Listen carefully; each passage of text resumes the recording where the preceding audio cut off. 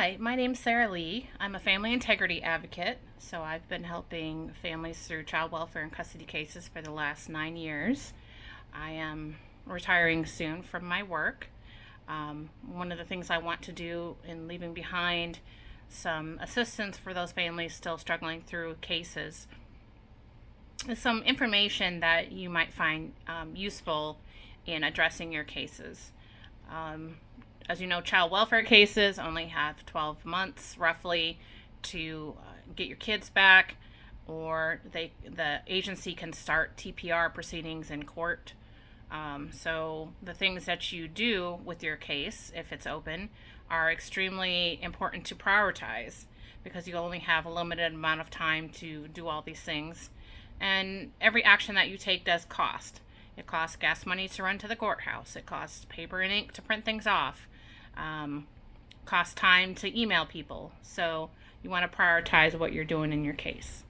The very first step that I'm going to talk about with this video exclusively is case organization.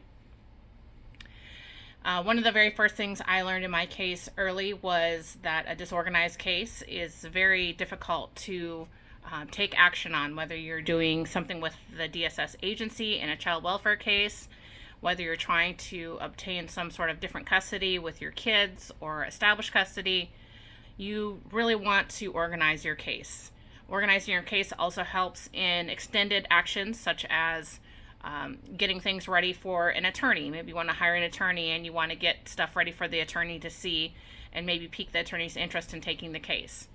It could also lead to a better complaint if you had to complain against a judge or an attorney or a social worker or some sort of health professional. Then you want your case organized ahead of time so that you are not tripping over what you're trying to do in your complaint. I'm going to say that case organization is also helpful because it helps you create a timeline of what's going on, especially if you're trying to speak to the news or you're trying to show other people what's going on. You want your case organized first and foremost. I found as an advocate that when a family comes to me, if their case is already organized, which I've had, I think like 2 in the last 9 years, already have it completely organized, it helps me as an advocate help that family because then I have to spend time helping that family organize first before we can actually do anything. And sometimes that takes a while and sometimes it doesn't take very long. It just depends, case by case. But you want to be as prepared and organized as you can. So I am going to include a link down at the bottom of this video when I post it to YouTube for a checklist that you can easily print off and start a binder with. And I recommend that you guys get several heavy duty binders with plastic sheets that are going to be heavy duty as well, because some documents you can't hole punch for the binder. Important documents like birth certificates, agency documentation, that sort of thing. So I'm going to talk to you a little bit about how you're starting. You're starting with things like staples, your binders, your page protectors, a good printer or a source where you can print. The library is a good source if you don't have a particular printer at home. Even, you're going to have to consider sometimes you're going to be potentially writing affidavits. So you're going to want to find a notary. Your bank usually notarizes for free if you have a bank. There's community notaries. I know in Greensboro there was a free notary at the IRC. She was a great lady. And so you want to find your resources and office supplies before you begin. The very first thing that you're going to want to do, if you are the parent in a custody or a child welfare case, state statutes give you access to your court files. Now, I want to quickly tell you the difference between the different files you're going to be dealing with in a child welfare case. In a child welfare case, you're going to be dealing with agency files, which are they're a derivative of administrative law. So those are going to be things like structured intake, the strengths and needs assessment, the safety assessment, the risk assessment. You're talking about any safety plans that you sign, temporary safety plans. You're looking at anything child and family team planning or child planning conferences, which are supposed to be before they really get super involved in some counties. You're also looking at things like anything that you've signed, releases that you've signed, any handbooks that they've given you. Usually no county has a parent handbook, but the administrative office of the court said actually will issue one for free online. So I will put that in this link as well after this video in the comments. So those are kind of things that you're looking at for agency documentation. When you get to the point of reunification, you're looking at reunification assessments, risk reassessments. Sometimes some counties will use some sort of documents to show that they're having a CFT and they're addressing the progress that you've had. Sometimes you'll have a case plan and a case plan that's redone or an extended case plan. Those are all agency documents. Now, sometimes Discovery will show caseworkers' notes, their logs. It'll show, person reports. It'll show quite a bit of inner agency stuff. So those are the kind of things that you want to collect ahead of time. And it's always good practice that when you're talking to your social worker about getting these documents, that you're polite, you're requesting these things in writing. If you request them in writing and you're denied them, then usually your attorney might take that request and turn it into a discovery motion at some point, if necessary. So you want to have those requests in writing. Now let's talk about the other documentation that you're addressing. If your case is in court, in a child welfare case, you are definitely going to want to, per statutes, go get access to your court case file. Now, it freaks clerks of courts out because parents don't usually do this, but if you go to the clerk of courts with your JA file number, because that's what starts a child welfare case, is JA files, and you want access to it to see what's in it or potentially gain copies, make sure to take your ID, because you have to have your ID to prove that you're the parent in the case, and you should be able to gain access to the court case files. Your court case files are part of judicial law, not administrative, so you got two different files you're looking at in child welfare cases. The court case file is extremely important to have a copy of, especially a certified copy of, if you can get that, because it shows how the court case looks at the time that you got that copy. So, for instance, I worked a case where there was a dad who had a child in custody of government for a really good long while, and they never filed a petition against him. And so they had the child in foster care, but actually no petition.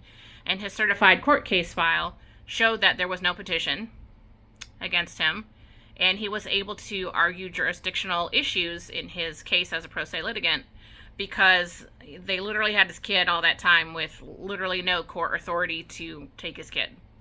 Now, had he gone and got a copy of the court case files and it wasn't certified, then they could have gone and stuck one in and been like, oh, we're going to backtrack it or fix the file or something like that, which North Carolina attorneys have been known to do. They've been known to go fix files so they don't get in trouble. So get in obtaining that copy. Now, keep in mind that some counties are switching over to Odyssey or some other form of new organization for files, so they might have to give you a code to call the AOC and get some sort of profile set up for you to access your files online. That's totally okay. Don't throw a hissy if you can't get the hard copy right there at the clerk's and they want to send you to the online setup. It's all right. Just make sure to get online, get that thing situated, and then you can have easy access from a computer or potentially your phone. So one of the things that we do when we get that court case file, if you have an open case, if you have a closed case, meaning your rights have been terminated, that's the only reason the case would technically be closed in court, because jurisdiction for kids lasts till they're 18, then you're not going to be able to get a copy of your court case files unless you filed a civil suit and subpoenaed them or obtained them somehow. So you're going to have to organize whatever files that you do have from that case the best that you can. I would still ask DSS for a copy of all their files that involve you. Now, sometimes I'll throw this in here. Sometimes they're like, oh, we can't give the structured intake report. And because the reporter's anonymous, and you could be like, well, you can redact the reporter's name and still get the structured intake. So reporters' names can be redacted in their documentation. Now, back to the court case files. What you're going to typically see in a court case file is the very first document that should be in the file is supposed to be the juvenile petition of abuse, neglect, and independency against you. That is what the agency is alleging you are engaging in as a parent, whether it's abuse, neglect, dependency, or a combination of all three. The exhibits that are attached to the juvenile petition are literally what the allegations are against you. Some of these things are not going to meet the statutory definition of abuse, neglect, and dependency, because a lot of the agencies do not educate their social workers properly in addressing what is the statutory definitions and how are they applying to the parent. The reason they do this is because most, and I don't think I've ever seen a single investigation in North Carolina in the last 9 years, but most investigations fall short of the state's demands for what is investigated. You're supposed to be investigating the risks, the safety factors, the strengths and needs of the family, the fitness of the parent, and any emergency circumstances. And they just skip straight to safety and sometimes just walk around the house and see if the house is okay. Then they'll talk to people about stuff instead of really talking to the parent. They're really supposed to do face-to-face with the parent to address the allegations, but even when they do face-to-face, I found that they're not educated enough to do their jobs correctly, and they're not doing that investigative part correctly. So you want to get whatever aspects of that investigation you can. Part of your court case file, going back to that, are going to be potentially things like the affidavit of the status of the minor child, talking about, the authority the court has to hear this issue. Has a kid been here for 6 months? Is the kid got connections with North Carolina? Is maybe there a custody case or something like that ties the kid to the state? So that's the affidavit of the status of the minor child. Tells you where the kids lived in the last 5 years. There should be also something called a civil members affidavit, talking about if the parents are in military, because that's a whole different scenario, if the parents are active military. And then to some degree, they should be potentially investigating if a child belongs to a tribe that's recognized by North Carolina through the ICWA. They should be trying to find out if there's any domestic violence or history of. Keeping in mind, a history of doesn't mean that you're engaging that conduct now, and it's only a risk factor. It shouldn't be held against you if that's not why your kids came into custody. Same with drug addictions in the past. That should not be held against you if you're not doing that now. It's just a risk factor. It's not an indicator of you're doing it now. If that's not the allegation that's against you. So you're looking at your court papers, you're seeing the different affidavits addressing the civil service members, the affidavit of status of the minor child, the juvenile petition. You should see some sort of summons for you to come to court, even though typically social workers will tell you just come to court on Monday at 9 o'clock. Here's where you go. And you don't actually get summoned by a sheriff, which should be happening, because this isn't, England before we came over here and revolutionized America. But that's a whole other story. So you'll see those in your file. Now, typically, civil procedure says that your attorney or you should be answering that petition within 30 days. That's something that I would suggest that you would like your attorney to answer for you. Because if you don't answer it, it just means that you agree with whatever they're saying about you. And if you don't agree, then your attorney should probably answer it. If you do agree, then I would leave it alone. You're going to see something like a non-secure custody order.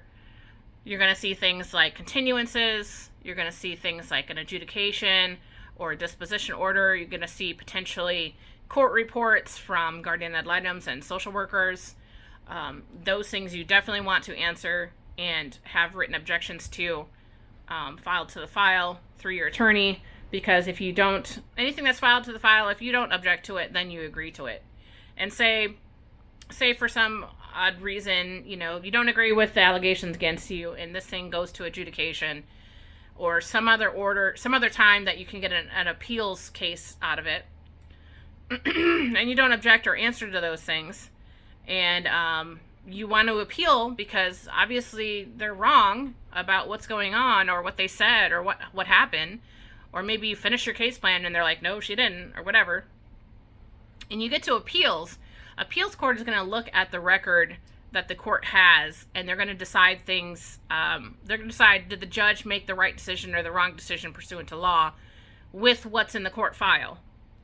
And if everything in the court file says everything that the agency says and the guardian ad litem says, and there's nothing from you as a parent in there, then of course the Court of Appeals is going to say, I don't even know why the parent's appealing, because looks good to me. So you only get one opportunity in your open court case while things are happening to object and address those things that you don't agree with, and after that you don't get an opportunity to change it. So it's extremely important to get a hold of your court case file, make those corrections, turn them into your attorney, let the attorney know that you want those objections made, and go from there. So you're organizing your case. You're getting your court case file to address it. You're getting agency files.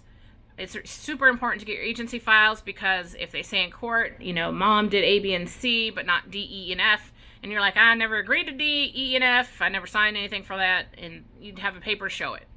The services that you're supposed to be doing, you're documenting those. Any changes to the services, you've got documentation of that. Visitations are extremely important to monitor and basically inform the court through your attorney how visitations are going, because visitations are the key factor to how reunification is going to go for your family. And if you do not have visitations, it's not going to go well at all for you. If you do have visitations, do well in them and ask for more. Continually ask for more. And you're asking for more in a CFT. That's when you're asking for them. Because then you're supposed to discuss the agreement between you and the agency and then present that to the court as what you're both deciding is going to be visitation. So I'll talk about visitations later, but back to case organization. You're getting the court case file, you're getting the agency files, you're getting anything that's related to any divorce, any custody case, any domestic violence, any criminal case that's involved children. If you have anything in your background, or maybe you've been substance affected in your past, but you've overcome it, get that documentation. Maybe they're accusing you of doing drugs and you've never done drugs in your life, go get a drug test. That's not through DSS, an independent one. You're organizing your case, okay? And this is again why you're doing all that. You're doing all that to address complaints, to address your case if it's open. You're doing all that to show other people what's going on. You're doing all that to help the people that are helping you, if you find a good advocate, help you in a more meaningful way. And then it's important to organize your case files, because you don't want to come home to a house that's full of case files on the counter, case files on the table, case files on the bed, case files all over the office. Organizing them and putting them in like an attorney box or a milk crate or something like that, where they're easy to carry around, the binders, means that you can be more organized in your home life too, because you have to know that there's not a single family that's come to me that's needed help that hasn't had their home life completely turned upside down. And so you have to have some sort of organization and balance in that semblance to be able to address the issues, you get your kids back and go back to life as normal. So if you guys have any questions about case organization, I don't check YouTube often, but I will occasionally visit and address the questions that you guys might have for that. This is a North Carolina situation, but if you're watching this video, these things are very, very handy and helpful to you in your similar situations with other states. Now, when you're talking about custody, you're talking about organization with like the divorce or alimony or child support. You know, child support's another one for child welfare as well. Any of those documentations you want to get a hold of and organize. You're organizing in timeline fashion. So if a document says that it was for a hearing last August, but it was date file stamped January, then January is your file date. Okay, so you want to put it in things in timeline order. Now, I will tell you, if you do get a certified copy of something, you do not take it out of order. You leave it as is in the same setup that it was given to you, because taking it out of order or messing with it, even writing on it, don't write on it, or tape it or anything like that, it removes the certification off the document. So you don't want to mess with any copies that you get that are certified. But of course, you can copy something from there and then maybe make a binder that's in timeline order if it's not for your case, with your case files. Go ahead after you organize your binders in timeline and then write an actual timeline. So, you know, this document on this date, this document on this date, this meeting happened on this date. I print off your emails from the social workers. I tell people, don't talk on the phone to social workers if you don't have to. Keep it completely through email or mail. The reason being is because it's hard to print off those text messages and prove that that's the social worker you're talking to. It's really hard to do. But when they send you emails, they send the information regarding who they are, and that's easier to print off and include in your timeline. Same with attorneys. Try to talk to them through email only so that you can get written confirmation of the communication. Because if the attorney says, well, I tried to get a hold of you last Thursday, and you have no phone number or no phone call from him or no email or whatever, then how are you going to prove, how's he going to prove it? If you say, well, I contacted you last Friday and you did it through email, you can show him the email where you contacted him. So things in writing are important. I also say, since we're a third-party state, that you should also be recording absolutely everything you possibly can, because I've seen many instances where caseworkers are so overwhelmed, or attorneys just, don't pay attention to their clients, that things are forgotten or ignored or not recalled. And because these cases affect our lives very deeply, we need to be on top of the details. So record everything. Now, don't be obnoxious about it. Don't whip out a recorder to be like, I'm going to record you. Sometimes it's good to say, hey, I don't trust the situation, but to feel better about it, to come to this meeting, I'd like to record. Or if it gets ugly between you and the social workers, well, stick a recorder in your pocket. You want things recorded. If our system in North Carolina was functioning the way it should be in accordance with law, then we wouldn't need to do those things. I would love to not be necessary as an advocate, but until this situation is corrected, we're going to have to protect ourselves. And we're going to have to do that in a meaningful way. So, case organization. Get a hold of all your stuff. Get it organized into binders. Get yourself some office supplies because you're going to need it.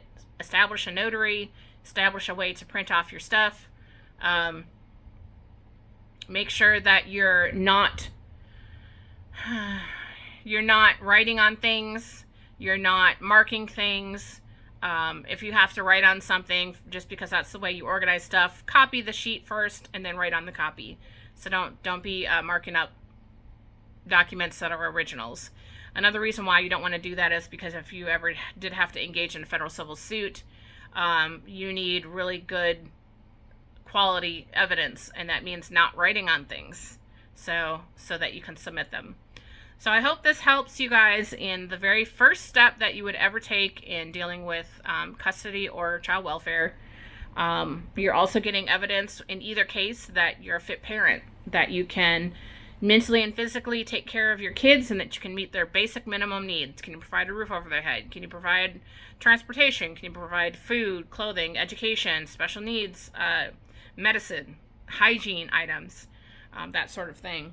You know, it's important to have those things on hand. So organize your cases, everybody. That's the very, very first step that you want to take when you're coming upon this. And grandmas and grandpas can help. Aunts and uncles can help. Friends can help. You don't have to do this alone. Find other families that are dealing with these things if you don't have family that's being supportive of you. And get together and maybe have a case organization day or something. It's important to do those things together so that you know you're not alone, and the struggle that you're going through is the struggle of other people, and that you know that we're willing to go through it together. So get those cases organized.